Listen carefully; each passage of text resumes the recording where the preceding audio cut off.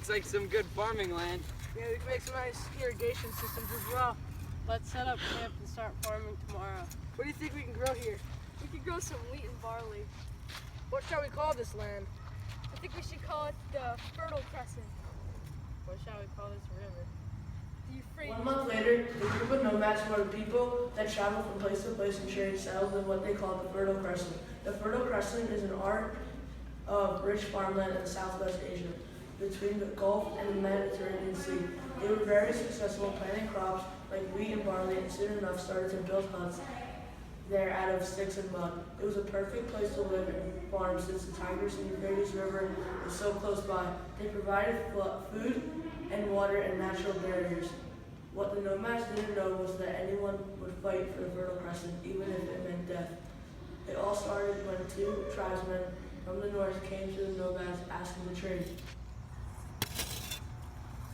Hello there. Hello, how can we help you? We would like to barter with you. We see you have a lot of wheat and barley. We have some silk and sandals to trade. Where do you guys come from? We're from the north, and we'd like to trade.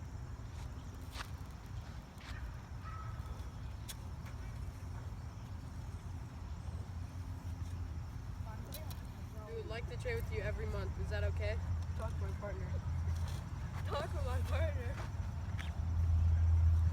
Yes, that's fine.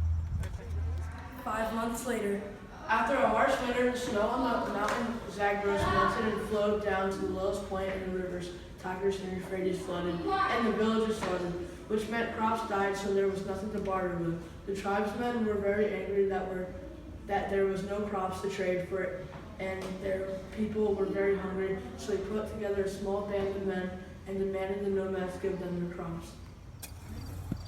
Give us all your crops. Please don't take our crops. We barely have enough for our families. We need some for our people too, so please obey. Fine, take what you want. The tribesmen took all their crops, and the nomads were not happy. They had a plan. They were going to make their own weapons with the stones they got back from trading. When the tribesmen had come back, there would be a fight. A couple of weeks later, they came back for more crops. But this time, there were a lot of crops since the water from the rivers had receded back into the rivers. It left the mud called silt. That was very good for them. How do you grow your crops so fast? When the waters receded from the rivers, they left the mud that we call silt. It helps the plants grow. That doesn't matter right now. Give us all your crops. No.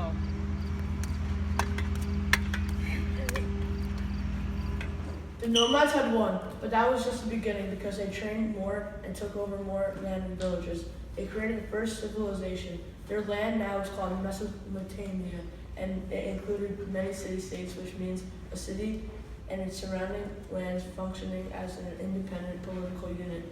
Some city-states were Sumer, Babylon, Uruk, and many more, but the city-states were no match for Sargon. Invade all of the city-states. Which city-state should we invade first? We shall attack Babylon. It's the most important of the city-states. When shall you like to attack, sir?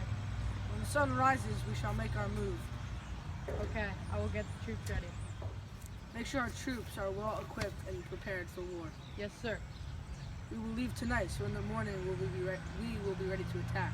Yes, sir. Sargon of Akkad's reign, the Amorites, which is a group of nomadic people, move into Mesopotamia.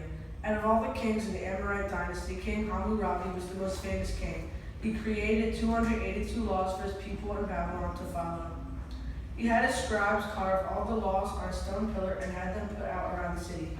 The Code of Hammurabi established laws regarding crime, taxation, community, living, and property.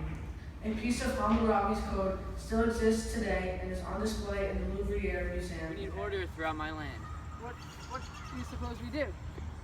We need to make a set of laws for the people to follow.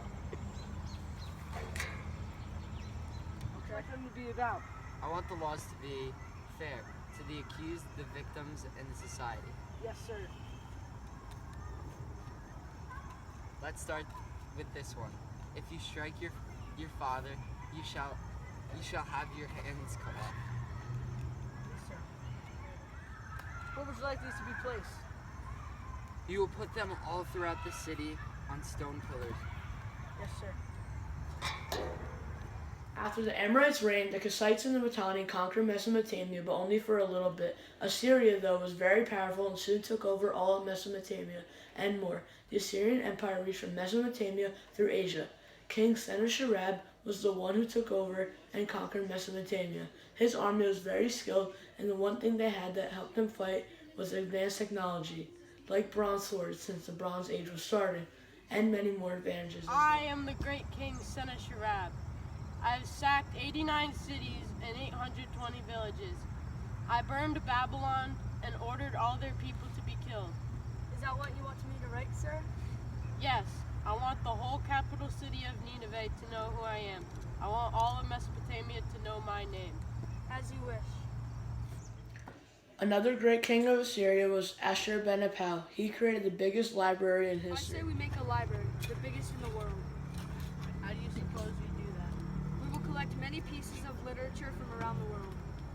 It will be difficult, but we can do that. As the Assyrian Empire went on, it created a lot of enemies, but two enemies stood out. They were sick and tired of being pushed around and told what to do by Assyria. Medes and the Chaldeans were a Southwest Asian people who came together to destroy Assyria. A Chaldean king named Nebuchadnezzar was the king who ordered his slaves to create the Hanging Gardens of Babylon because his wife was homesick and he wanted to make her feel better. His marriage to his wife kept the alliance with I Medes. want you to create me the biggest garden ever, featuring every plant in the world. Okay, sir. I will get your slaves on it. Your wife will be very happy. If she is not, you will be killed.